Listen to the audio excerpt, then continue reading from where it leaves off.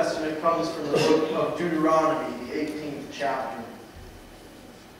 The Lord your God will raise up for you a prophet like me from among your own people. You shall heed such a prophet. This is what you requested of the Lord your God at Horeb on the day of the assembly, when you said, if we hear the voice of the Lord God any more, or ever again see this great fire, I will surely die. Then the Lord replied to me, they are right in what they have said.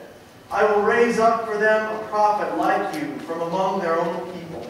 I will put my words in the mouth of the prophet, who shall speak to them everything that I command. Anyone who does not heed the words that the prophet shall speak in my name, I myself will hold accountable. But any prophet who speaks in the name of other gods, or presumes to speak in my name a word that I have not commanded the prophet to speak, that prophet shall die.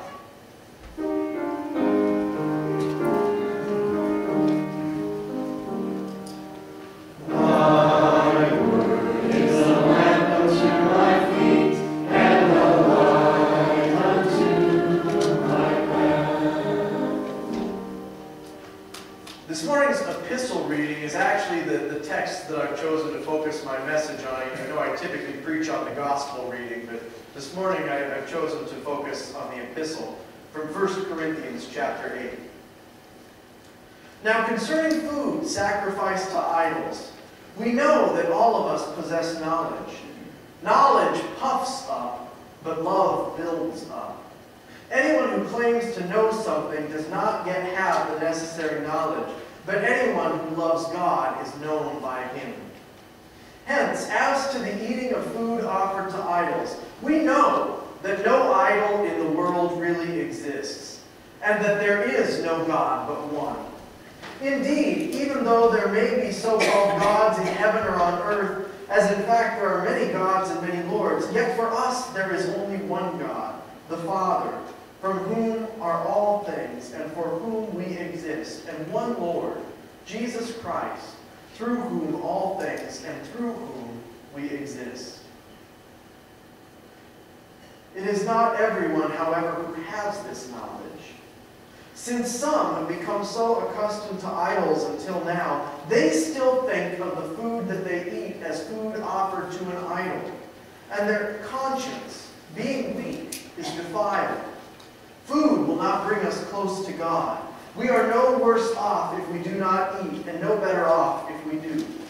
But take care that this liberty of yours does not somehow become a stumbling block to the weak. For if others see you, who possess knowledge, eating in the temple of an idol, might they not, since their conscience is weak, be encouraged to the point of eating food sacrificed to idols? So by your knowledge, those weak believers for whom Christ died are destroyed. But when you thus sin against members of your family and wound their conscience when it is weak, you sin against Christ. Therefore, if food is a cause of their falling, I will never eat meat, so that I may not cause one of them to fall.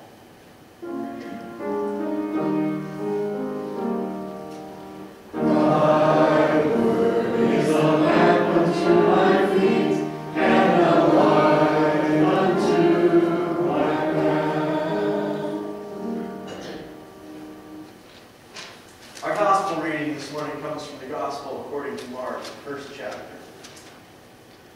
They went to Capernaum, and when the Sabbath came, Jesus entered the synagogue and taught. They were astounded at his teaching, for he taught them as one having authority, not as the scribes. Just then there was in their synagogue a man with an unclean spirit, and he cried out, "What have you to do with us, Jesus of Nazareth? Have you come to destroy us? I know who you are, the Holy One of God." But Jesus rebuked him, saying, "Be silent, and come out of him." And the unclean spirit, convulsing him and crying with a loud voice, came out of him. They were all amazed, and they kept on asking one another, "What is this? A new teaching, and with authority.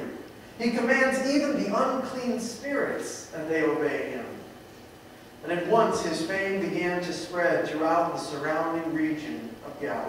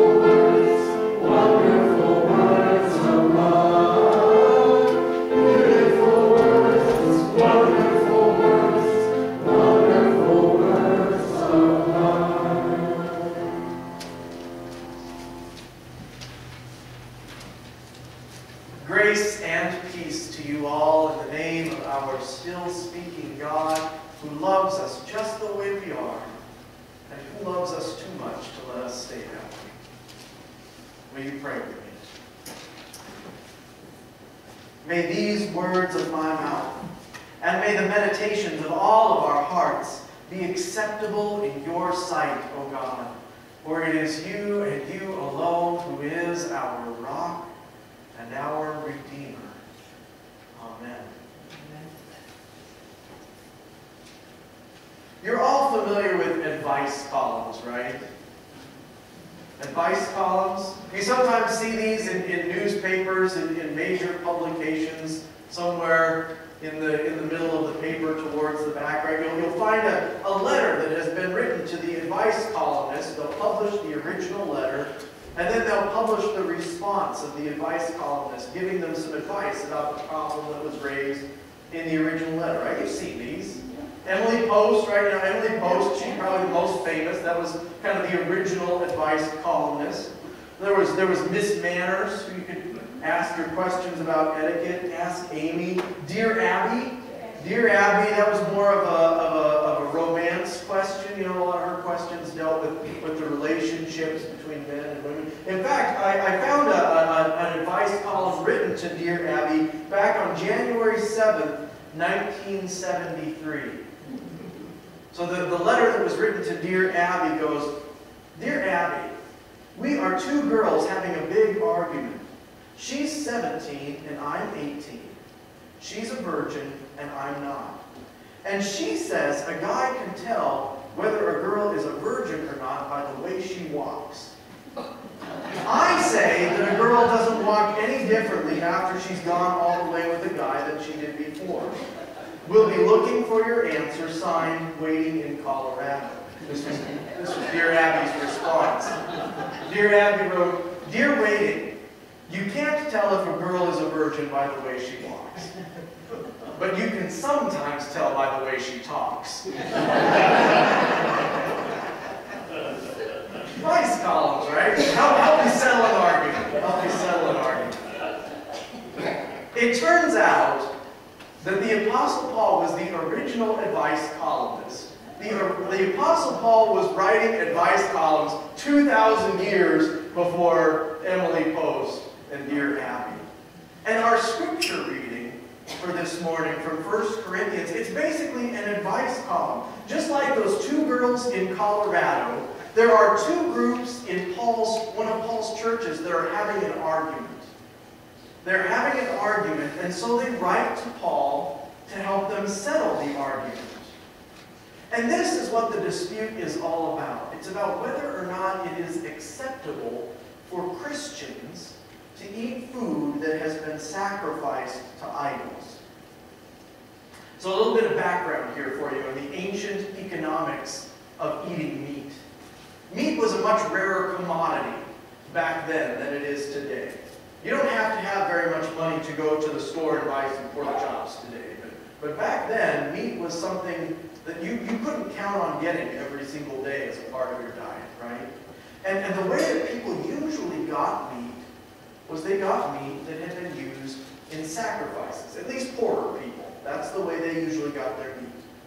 So what would happen would be people would bring an animal to sacrifice to an idol, to an altar somewhere. And they would kill the animal there, effectively offering up the life, the spirit, whatever, of the animal to that god. But they wouldn't then just leave the carcass there to rot. Instead, they would dish out the meat of that animal to the people who were there at the temple, at the altar at the time. And so someone wrote to Paul because they were having this argument. And the argument was basically, is it okay for us Christians to eat the meat that has been sacrificed to these idols? Is that okay for us to do? And one group, their argument was basically this. It should be fine for Christians to eat meat that's sacrificed to idols. Because we as Christians, we understand that idol isn't a real thing, right? That's not a real God that's being worshipped. That's just a piece of metal or a piece of wood. It's an inanimate object that they're sacrificing. You might as well worry about meat that's been sacrificed to Bigfoot, right? This is not a real God that they're sacrificing to. And so it shouldn't be a problem for us to eat this meat. Right? It's free meat. Good deal. Might as well take it. And then there are other people in the church who who haven't come up from the Jewish side of the Christian family, but have come up from the pagan side of the Christian family. In their minds, idols are still very real things, and the gods that they represent are still very real gods. And they think that they ought not to be eating the meat that has been sacrificed to idols. And so they write to Paul, the founder of their church, "Dear Paul, what do we do? Sincerely, confused in Corinth." And Paul writes back his advice column. He says, "Dear confused in Corinth, those of you who believe that the idol doesn't represent anything real and therefore you ought to be able to eat that meat, you are right. You are spot on in your thinking. When you say that the idol isn't real, that's about as meaningful as having sacrificed something to Bigfoot, you are exactly right. Your logic is sound. You've nailed it. You've nailed the argument. Those gods aren't real, so there is nothing special or nothing different about meat that has been sacrificed to them." That's Paul's first half of his response. And then Paul goes on to say, "But even though you're right, you still shouldn't eat the food that's been sacrificed to idols anyway." Why? For the sake of those in the church who don't yet know as much as you do. For the sake of those in the church who are still concerned, whose consciences are still hurting, that are worried that they're engaging in idol worship when they eat that food. Or even worse, they might be in danger of falling back into the worship of idols and going back to their old pagan roots. It says, for their sakes, it is better to abstain. Even though you are exactly right in your argument, for their sakes, for the sakes of those who are wrong, it is better to abstain. This is not unlike how in this church, in this church we have a dinner church service. Happens on every month where there's a fifth Sunday in the month. The next one's going to be in April. The last Sunday in April we'll have a dinner church service. When we first started our dinner church services, we used to serve wine. But we stopped serving wine at dinner church. And we made that decision because we understand that even though most of the people who come to dinner church don't have a problem with having one glass of wine and drinking it, and that's not a problem for the average person, but we understand that there are those for whom that is a problem. We understand that there are those who need to have a safe space where they can gather in communion and fellowship and not have alcohol be present. And so for their sakes, we made the decision that we weren't going to serve wine in our dinner church services anymore. Not because it was a problem, but because we wanted to avoid creating a problem. Right? That's the advice of the Apostle Paul. He basically says, you are right. You don't have a problem here. But don't be so focused on being right. Be focused on loving others, even those who are wrong. Where did Paul get this crazy idea? I mean, I was a debater in high school. It's awful hard for me to give up being right. Where did Paul get this idea that being right is as important as being loving? Paul got this idea from Jesus. You might remember the story of Jesus. There are several stories of Jesus healing on the Sabbath, right? Several times in the Gospels we find Jesus going into the temple and healing on the Sabbath. And the people that are there in the temple, there are some who push back against this. They tell Jesus that's wrong. You shouldn't be healing on the Sabbath because you shouldn't be working on the Sabbath. You're breaking the rules here, Jesus. And it's important to know what Jesus says. Because Jesus never disputes the Sabbath law. Right? He does not argue with the Pharisees, no, you're wrong about working on the Sabbath. He doesn't tell them that they're wrong. They're absolutely correct in saying that they ought not to be working on the Sabbath. Jesus just says that it's more important to be loving, to be merciful, to be generous, to heal the people who need healing, who are hurting. In other words, Jesus says it's better to be big-hearted than it is to be right-minded. It's better to be big-hearted than it is to be right-minded. And I think that's important advice for the church to hear, especially in this day and age. It's important for the church to hear in this day and age that it's better to be big-hearted than right-minded, because we, sisters and brothers, we live in an increasingly divided culture, in an increasingly divided country. I have serious concerns that as a country we are losing our ability to disagree with one another civilly. To disagree with one another, for me to be able to say what I think and to listen patiently to what you think, and even if we disagree, even if we are on opposite sides of the issue, I can still respect you and expect for you to respect me. And we're losing that. Right? It's not just liberals and conservatives anymore. It's libtards and cuckservatives. We can't disagree civilly.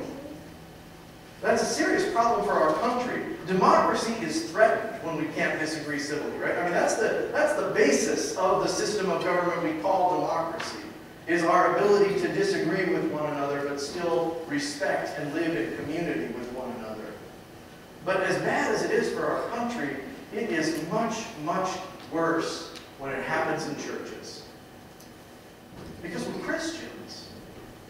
We're supposed to be beyond that. In Christ, there's no longer Jew nor Greek, slave nor free, male nor female, right? The divisions cease when we take on the label Christian. That's the big label. Whatever other labels you choose to apply to yourself, the biggest one, the most important one, is Christian. And everybody in the room carries that. We're all on the same side here. Once upon a time, you used to be able to go on Google and you could type, "Why are Christians so?" Type those 4 words. Why are Christians so? And then watch to see what Google would auto-complete that phrase with. The top 3 were hateful, judgmental, and mean. The top 10 list also included gullible, critical, dishonest, weak, and defensive. Ouch. In fact, you can't do this on Google anymore. I showed Paul this back when you could do it. You can't do it anymore. They actually had to get rid of it because so many Christians found it offensive that they complained, and Google turned off the autocomplete function for those 4 words, "Why are Christians so?" Christians were offended, but the reality is that autocomplete function is just based on what the most common 5th word is to the sentence. The reason "Why are Christians so hateful" was the top result was because that was the most common way that people who type things into Google would finish that sentence. Wouldn't it have been better if Christians, rather than being offended and asking Google to change their policy on autocomplete, would have instead worked on being less hateful and judgmental and mean? Jesus, at his last dinner, his last meal, his last supper with his disciples, he told his disciples this as sort of parting words for them. He said, "This is how people will recognize you as my disciples. They will know that you are my disciples if you have love for one another. They will know that you are Christians by your love." Paul's advice to the Corinthians, it's good advice for us all, right? Be patient with each other, especially when you disagree. And don't overemphasize the disagreements, but focus on the things that we have in common, the way that we are church together. Because although there are some things that are simply right and wrong, black and white, a lot of the stuff that Christians argue about, it really doesn't matter. It really doesn't matter. What matters, what Jesus said over and over again matters, like your life depends on it, like your soul depends on it, like your happiness and peace of mind depends on it, is that you love each other. Jesus says that's the thing that matters most. And we can argue about the law and the rules all day long. And I used to be a debater, so I'll happily have those arguments with you. But first and foremost, we have to love each other. What matters is that we love each other and we treat each other with love. And one of the things that I've heard over and over again in every church that I have ever been a pastor of is, how do we grow the church? How do we bring more people into the church? Sisters and brothers, I will tell you right now that how we treat one another is the single best evangelistic tool that we can share with the world, especially a world as divided as we are right now. There was a sign in my old church in Esteli that says, you can preach a better sermon with your life than you can with your lips. That's good advice. The best way to grow our church is to have a church where people remark on how much we love each other. But I'm reminded that does mean that I have to let go of my own sense of certainty and pride, and I am right for a moment. That requires me not worrying about being right or wise or spiritually impressive, but instead looking out for the person next to me. Whether that is a longtime church member or somebody who is new to our church, or whether it's someone who has never before given Christianity a second thought. As Paul tried to tell the Corinthians all those years ago, being righteous is about a whole lot more than being right. Amen.